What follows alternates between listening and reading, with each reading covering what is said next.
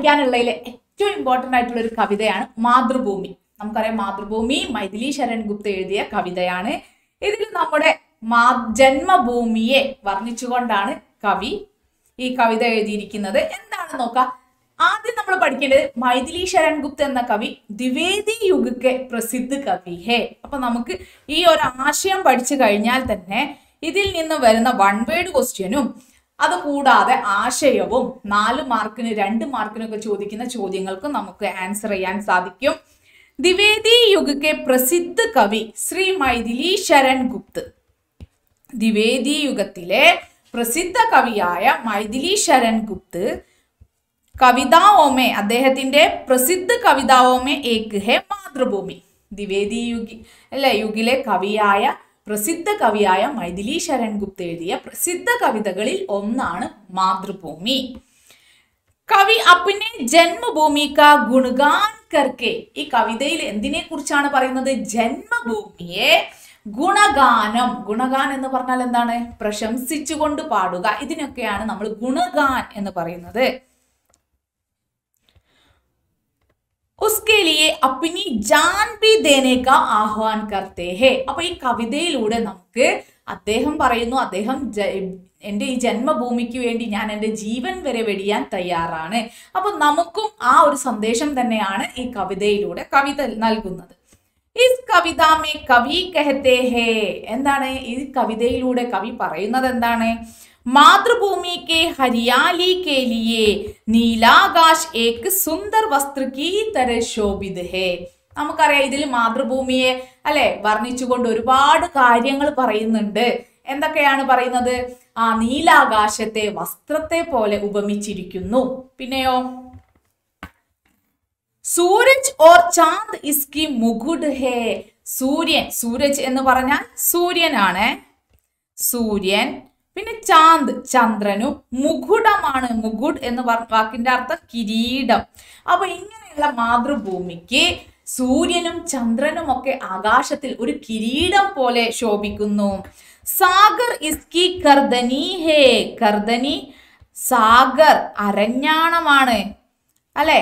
ഈ തിരയടിക്കുന്ന ഈ നമുക്കറിയാം എന്തുണ്ട്? കടലിന്റെ തിരയെ എന്തുപോലെയാണ്? ഒരു അരപ്പട്ട പോലെ അല്ലെ, സൗരഭ്യമുള്ള അല്ലെ, ഭംഗിയുള്ളതാണ്. യഹാ ബഹനെ വാലി നദിയാ പ്രേമ കാ പ്രവാഹ് ഹേ. ഇനിയോ നമ്മുടെ ഭാരതത്തിലൂടെ ഒഴുകുന്ന നദികൾ എന്താണ്? പ്രേമ പ്രവാഹമാണ് അല്ലെ. എത്രയേ സംസ്ഥാനങ്ങളിലൂടെ കടന്നു പോകുന്ന നദികളുണ്ട്. ഇതൊക്കെ എന്താണ്? പ്രേമ പ്രവാഹം, സ്നേഹത്തെ കൂട്ടിയോജിപ്പിക്കുന്നു. താരെ ഓർ ഫൂൽ ഇസ്കെ ആഭൂഷൺ ഹേ. താരെ ഓർ ഫൂൽ. താരെ എന്ന് പറഞ്ഞാൽ നക്ഷത്രമാണ്, ഫൂൽ എന്ന് പറയുന്നത് പൂക്കളാണ്. അപ്പൊ ഇവയൊക്കെ എന്താണ്? ആഭൂഷൺ, ആഭരണമാണ്. ഈ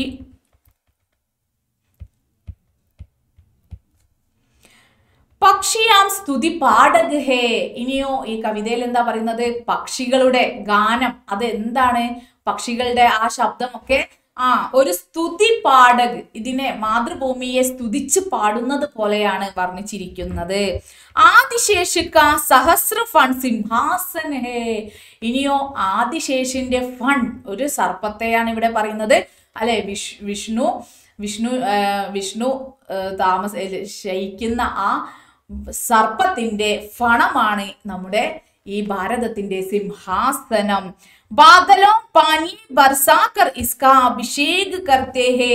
ഇനി മേഘങ്ങളോ, മേഘങ്ങൾ വെള്ളം വീഴ്ത്തിക്കൊണ്ട് അല്ലെ, മഴയെ പെയ്യിച്ചുകൊണ്ട് ഈ ഭാരതത്തെ അഭിഷേകം ചെയ്യുന്നു. നമ്മൾ പറയാറില്ലേ പാലിൽ അഭിഷേകം ചെയ്തു, അതുപോലെ ഇവിടെ ഭാരതത്തെ അഭിഷേകം ചെയ്യുകയാണ്. कभी अपनी मातृभूमि के इस सुंदर रूप पर क्या आत्मसमर्पण करते हैं? वे कहते हैं वास्तव में तो मातृभूमि सगुण साकार मूर्ति है. ശരിക്കും ഈ മാതൃഭൂമി എന്താണ്? ഒരു ഈശ്വര തുല്യം അല്ലെ, നമ്മൾ സ്ഥാനം നൽകേണ്ട ഒരു സാകാർ മൂർത്തി ഹേ, ഈശ്വരനോടാണ് ഉപമിച്ചിരിക്കുന്നത്. ഇനി നോക്കൂ കവിതയിൽ എന്താ പറഞ്ഞത്? കവി कहते हैं कि इसके धूलि में लोट लोट कर बड़े हुए हैं. ഈ മണ്ണിൽ അല്ലെ, ഈ പൊടിയിലൊക്കെയാണ് വീണിട്ടും മേൽ പൊടി പറ്റിയുമാണ് വളർന്നു വലുതായത്. इसी भूमि पर घुटनों के बल पर सरक सरक कर ही पैरों पर खड़ा रहना सीखा. അല്ലെ, ഈ മണ്ണിൽ തന്നെയാണ് മുട്ടിട്ടിഴഞ്ഞ് നമ്മൾ എണീറ്റ് നിന്ന് അല്ലെ ബലത്തോടു കൂടി നടക്കാൻ പഠിച്ചതും ഇതേ മണ്ണിലാണ്. യഹാ രഖ്ഹർ ഹി ബച്പൻ മേ ഉസ്നെ ശ്രീ രാമകൃഷ്ണ പരഹംസ കി തരഹ സബീ ആനന്ദ് പായാ ഹേ. ശ്രീരാമ അല്ലെ പരഹംസന്റെ പോലെ എല്ലാ സുഖങ്ങളും എല്ലാ ആനന്ദവും ഈ ഭൂമിയിൽ നിന്ന് അല്ലെ നേടിയത് ഈ മണ്ണിൽ നിന്നാണ്. ഈ ഭാരതത്തിൽ കളിച്ച് വളർന്ന് ആ ചെറുപ്പകാലം ആസ്വദിച്ചാണ് ജീവിതം ഞാൻ ആനന്ദിച്ചത്. ഇസ്കെ കാരൺ ഹി ഉസേ ധൂലി വരെ ഹീരെ കഹ്ലായേ.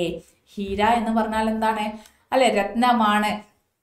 അപ്പോ അതുപോലെയാണ് ഈ ഭൂമി. Is Janmabhumi K ഗോധി may Khel കൂദ് Karke Harsh കാ അനുഭവ് കിയ. ഈ ജന്മഭൂമിയിൽ കളിക്കുമ്പോൾ ഹർഷം എന്ന് പറഞ്ഞാൽ എന്താ, സന്തോഷം, സന്തോഷം അനുഭവിച്ചത്.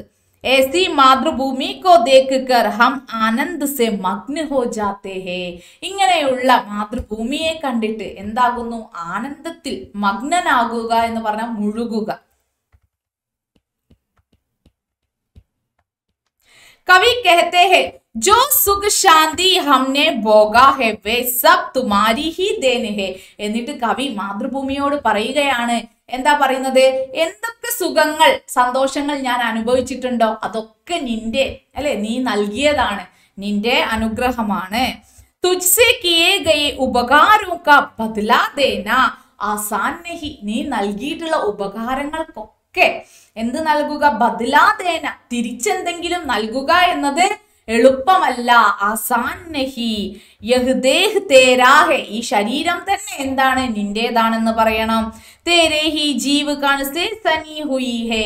അല്ലെ, ഈ ഭൂമിയിലെ ഈ മാതൃഭൂമിയിലെ വായുവും വെള്ളവും ഫലങ്ങളും പഴങ്ങളും അല്ലെ പഴവർഗ്ഗങ്ങളും പൂക്കളും ഒക്കെ കഴിച്ചാണ് അല്ലെ, അതൊക്കെ ഉപയോഗിച്ചാണ് ഞാൻ വളർന്നിട്ടുള്ളത്. അതുകൊണ്ട് തന്നെ എൻ്റെ ശരീരം തന്നെ എന്താണ്, നിന്റെ ദേനാണ്. അന്തമേ മൃത്യു ഹോനെ പർ യഹ് നിർജീവ് ശരീർ തൂ ഹി അപ്നായേഗ. ഇനിയോ അവസാനം മരണപ്പെട്ട് അവസാനം ഞാൻ എങ്ങോട്ടേക്കാണ് വന്നെത്തുന്നത്, നിന്റെ തന്നെ അടുത്തേക്കാണ് വന്നെത്തുന്നതും. മാതൃഭൂമി अंत में हम सब तेरी ही मिट्टी में विलीन हो जाएगा. അവസാനം ഞങ്ങൾ എല്ലാവരും തന്നെ നിന്റെ മണ്ണിൽ, മിട്ടി മണ്ണ്, നിന്റെ മണ്ണിൽ തന്നെയാണ് വിലീന ഹോ ജായേഗ അല്ലെ ചേരുന്നത്, വന്നു ചേരുന്നത്. सरल शब्दों में कवि मातृभूमि के लिए अपनी जान अर्पित करने की प्रेरणा दे रही है. അങ്ങനെ ഈ കവിതയിൽ सरल शब्दों में അല്ലെ സരളമായ വാക്കുകളിലൂടെ നമുക്ക് എന്ത് സന്ദേശമാണ് നൽകുന്നത്, മാതൃഭൂമി കെ ലിയേ അപ്പിനി ജീവൻ അല്ലെ ജാൻ. അപ്പോൾ മാതൃഭൂമിക്ക് വേണ്ടി തന്റെ ജീവിതം വരെ അർപ്പിക്കുവാനുള്ള പ്രേരണയാണ് ഈ കവിതയിലൂടെ കവി നൽകുന്നത്. അടുത്തതായിട്ട് വളരെ ഇമ്പോർട്ടൻ്റ് ആയിട്ടുള്ള ഒരു കവിതയാണ് കുമുദ് ഫൂൽ ബേച്ചിനെ വാലി ലടുക്കി അല്ലെ, ONV കുറുപ്പ് എഴുതിയ ആമ്പൽപ്പൂ വിൽക്കുന്ന പെൺകുട്ടി എന്ന കവിതയുടെ ഹിന്ദി അല്ലെ ഭാഗമാണ് ഇപ്പൊ നമ്മൾ പഠിക്കുന്നത്. ആരാണ് ഇത് ഹിന്ദിയിലേക്ക് ആക്കിയിട്ടുള്ളത്, തങ്കമണി അല്ലെ. അപ്പൊ നോക്കൂ, എന്താണ് ഈ കവിതയിൽ പറയുന്നത്, നല്ല വളരെ സിമ്പിൾ ആയിട്ടുള്ള അല്ലെ, എന്നാൽ വളരെ സിമ്പിളായിട്ട് അവതരിപ്പിച്ചിരിക്കുന്ന വലിയ ഒരു ആശയമാണ് ഈ കവിതയിൽ നമ്മൾ പഠിക്കുന്നത്. ONV കുറുപ്പ് മലയാളം കെ ലോകപ്രിയ കവി ഹെ. നമുക്കറിയാം അല്ലെ, മലയാളത്തിലെ ലോകപ്രിയനായ എല്ലാവർക്കും പ്രിയപ്പെട്ട കവിയാണ് ONV കുറുപ്പ്. ഉൻകി വിഖ്യാത് കവിത ഹെ ആമ്പൽപ്പൂ വിൽക്കുന്ന പെൺകുട്ടി. അദ്ദേഹത്തിന്റെ വിഖ്യാത് പ്രശസ്ത കവിതയാണ് ആമ്പൽപ്പൂ വിൽക്കുന്ന പെൺകുട്ടി. इस कविता का अनुवाद डॉक्टर S തങ്കമണി അമ്മ ദ്വാരാ की गई है. ഇതിന്റെ ട്രാൻസ്ലേഷൻ, ഇത് മലയാളത്തിൽ നിന്ന് ഹിന്ദിയിലേക്ക് ആരാണ് അനുവാദം ചെയ്തിട്ടുള്ളത്, അനുവാദം എന്ന് പറഞ്ഞാൽ എന്താണ്, തർജ്ജമ ചെയ്തിരിക്കുന്നത് S തങ്കമണി അമ്മയാണ്. ജിസ്കാ നാം ഹെ കുമുദ് ഫൂൽ ബേച്ച്നെ വാലി ലഡ്കി.